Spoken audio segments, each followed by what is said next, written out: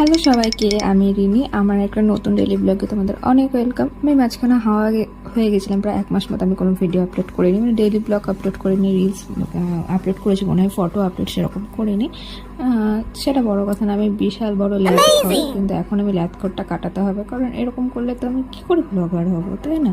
তো যাই হোক, অনেক ফাট হয়ে নিতে চলো ব্লগটা স্টার্ট করি। অলরেডি স্টার্ট হয়ে গেছে। সেদিনকে কিছুই সেরকম আমি করে খাওয়া দাওয়ারই ভিডিও করেছিলাম, ছোটো ছোটো ক্লিপ নিয়েছিলাম, সেগুলো তোমার সাথে আমি শেয়ার করছি। তো সকালে উঠে এখানে আমি পরোটা, আলুর তরকারি আর টক দই সাটিয়ে নিয়েছিলাম।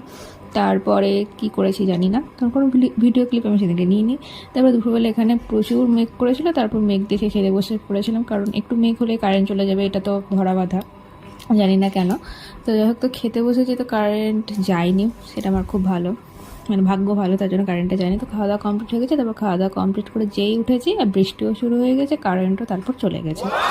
তো তারপর কী করবো, আমি ঘরে চলে এসেছি। ঘরে আসাতেই দেখলাম যে আবার কারেন্টটা চলে এলো। তারপর ভাবলাম যে ঠান্ডা ঠান্ডা ওয়েদার, ঘুমাবো তো বটে, বাট ঘুম আমার আর চোখে আসেনি, তো জন্য নেল পালিশ করে নিলাম।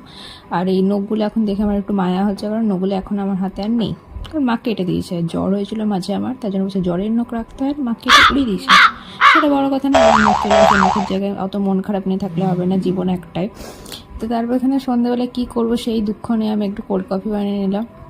আমার কোল্ড কফিটা বেশ ভালোই লাগে আমার হাতের খেতে, নিজে বানিয়েছি বলে না, সত্যি আমার ভালো লাগে নিজের হাতে। তারপর কোল্ড কফি শুধু খেতে ভালো লাগছিল না বলে একটা বিঙ্গো দিয়ে খেয়ে নিয়েছিলাম, মা যেটা এনে দিয়েছিল 10 জন্ম আগে, সেটা আমি খাইনি, হঠাৎ সেদিন আমার মনে পড়েছে তাই খেয়ে নিয়েছি। তো রাতে এখানে ডিনার করে নিয়েছিলাম পরোটা, আলু তরকারি। যদি ভিডিওটা ভালো লাগে অবশ্যই লাইক করে টাটা।